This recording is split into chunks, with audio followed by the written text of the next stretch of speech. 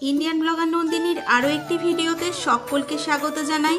বন্ধুরা, আশা করি সবাই ভালো আছেন, সুস্থ আছেন। শ্রীকৃষ্ণের অশেষ কৃপা পেতে কমেন্ট বক্সে অবশ্যই লিখুন জয় শ্রীকৃষ্ণ বা হরে কৃষ্ণ।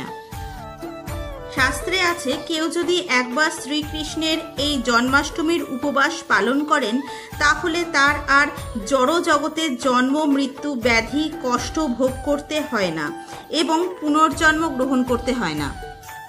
আজকের পর্বের বিষয় হলো এই বছর জন্মাষ্টমী পূজার শুভ সময় কখন থাকতে চলেছে, উপবাস করার নিয়ম, পূজার উপকরণ এবং পদ্ধতি এবং ব্রতী এই উপবাস করলে কি খাবেন এবং কি খাবেন না, সবটাই জানবো আজকের ভিডিও থেকে। তার আগে ইন্ডিয়ান ব্লগার নন্দিনী চ্যানেলটিকে সাবস্ক্রাইব করে বেল আইকনটি প্রেস করতে ভুলবেন না। লাইক, কমেন্ট এবং শেয়ার করে দেবেন।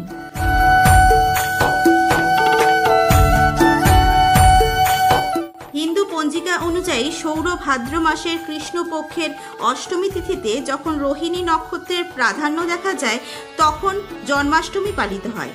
উৎসবটির প্রতি বছর ইংরেজি ক্যালেন্ডার অনুযায়ী আগস্ট মাসের মাঝামাঝি সময় থেকে সেপ্টেম্বরের মধ্যে কোনো এক সময় পড়ে। চলুন এইবার জেনে নেওয়া যাক জন্মাষ্টমীর পূর্ণাঙ্গ সময়সূচি। এই বছর 2024 সালে বাংলার 1431 বঙ্গাব্দে জন্মাষ্টমী পড়েছে 26শে আগস্ট 2024 এবং নন্দ উৎসব পড়েছে 27শে আগস্ট 2024। অষ্টমী তিথি লাগবে 26শে আগস্ট 2024 বাংলার 9ই ভাদ্র 1431 সোমবার দিবা 8:36 গতে এবং স্থায়ী হবে 27শে আগস্ট 2024 বাংলার 10ই ভাদ্র 1431 মঙ্গলবার দিবা 6:49 পর্যন্ত। স্মার্ত মতে 26শে আগস্ট 2024 বাংলার 9ই ভাদ্র 1431 সোমবার শ্রীকৃষ্ণ জন্মাষ্টমী ব্রত পালন করা হবে। গোস্বামী মতে 27শে আগস্ট 2024 বাংলার 10ই ভাদ্র 1431 মঙ্গলবার শ্রীকৃষ্ণ জন্মাষ্টমী ব্রত পালন করা হবে।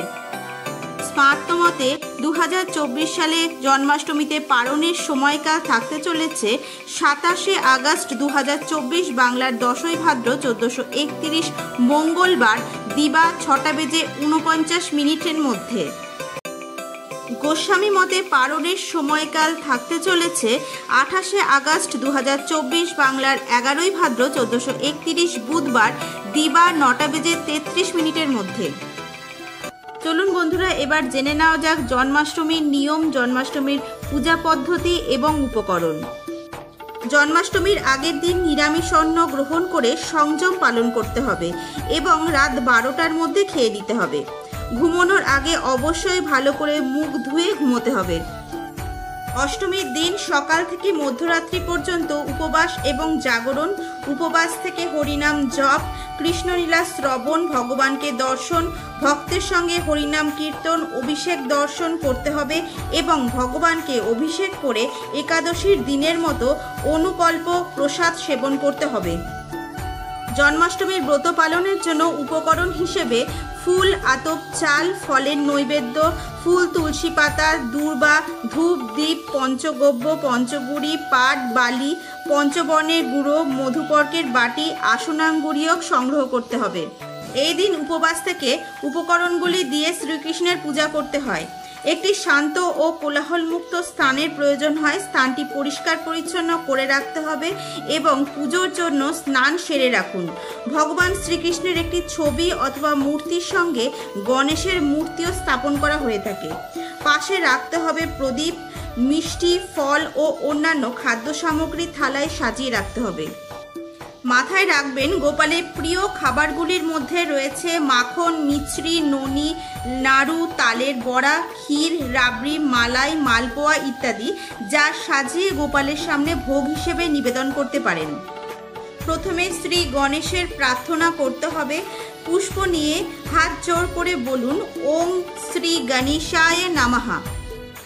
এরপর কিছুক্ষণ ধ্যান করতে হবে, মন যাতে শান্ত থাকে।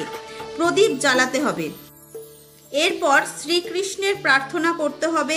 হাত জোড় করে পুষ্প হাতে নিয়ে বলুন ওং নমো ভগবতে বাসুদেবায়। 3 বার এই মন্ত্র বলে ফুল অর্পণ করতে হবে। তুলসী পাতা থাকলে ভালো হয়, তাছাড়া ধূপ জ্বালাতে হবে। ফুল অর্পণ করার সময় ঘণ্টা বাজানোর রেওয়াজ আছে। ওং নমো ভগবতে বাসুদেবায় উচ্চারণ করে যেতে হবে। এরপর ফল, মিষ্টি এবং অন্যান্য খাদ্য অর্পণ করতে হবে। প্রার্থনা শেষ হলে কিছুটা জল ছিটিয়ে দিতে হবে। কৃষ্ণ ভগবানের এই মন্ত্র বেশ কয়েকবার মনে মনে উচ্চারণ করা যেতে পারে। এরপর ফল, মিষ্টি ও অন্যান্য খাদ্য প্রসাদ হিসেবে সবাইকে বিতরণ করতে হবে। পুজোর শেষে ভগবদ্গীতা পাঠ করা হয়ে থাকে। আজকের ভিডিওটি আপাতত এই পর্যন্তই। ভালো লাগলে অবশ্যই লাইক, কমেন্ট এবং শেয়ার করে দেবেন। সবাই খুব ভালো থাকবেন, সুস্থ থাকবেন। দেখা হচ্ছে আবার পরবর্তী ভিডিওতে।